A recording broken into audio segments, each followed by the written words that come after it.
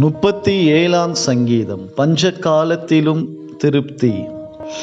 அநேக துன்மார்க்கருக்குள்ள செல்வ திரட்சியை பார்க்கிலும் நீதிமானுக்குள்ள கொஞ்சமே நல்லது. துன்மார்க்கருடைய புயங்கள் முறியும், நீதிமான்களையோ கர்த்தர் தாங்குகிறார். உத்தமர்களின் நாட்களை கர்த்தர் அறிந்திருக்கிறார், அவர்கள் சுதந்திரம் என்றென்றைக்கும் இருக்கும். அவர்கள் ஆபத்து காலத்திலே வெட்கப்பட்டு போகாதிருந்து பஞ்ச காலத்திலே திருப்தி அடைவார்கள். இதை கேட்டுக்கொண்டிருக்கிற தேவ பிள்ளைகளே, இந்த நாட்களிலே கொள்ளை நோயினாலும் பஞ்சத்தினாலும் நாம் பாதிக்கப்பட்டு கொண்டிருக்கிறோம். ஆனால் கர்த்தருடைய பிள்ளைகளுக்கு ஒரு அருமையான வாக்கு தத்தத்தை கர்த்தர் கொடுக்கிறார்.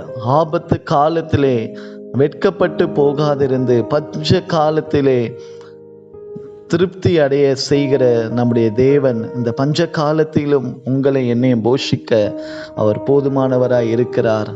எலியாவை கொண்டு சாரிபாத் ஊரின் விதவையை போஷித்த கர்த்தர், சாரிபாத்தின் ஊரின் மகளை கொண்டு எலியாவை போஷித்த கர்த்தர் இன்றைக்கும் இருக்கிறார். 5 அப்பத்தை 2 மீன்களை 5000 புஷ்டர்கள் பகிர்ந்தளித்து மீதியான 12 துணிக்கைகளை எடுத்தது போல நமது வீட்டிலும் அவர் மீதியான காரியங்களை எடுக்க வைத்து ஆசீர்வதிக்கிற தேவனாய் இருக்கிறார்.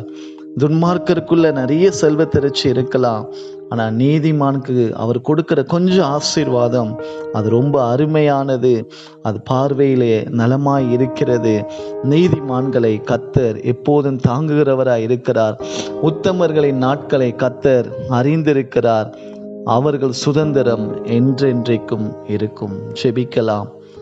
ஆபத்து காலத்திலே எங்களை வெட்கப்பட்டு போகாதிருக்கிற தேவனே, உம்மை நோக்கி நாங்கள் பார்க்கிறோம்.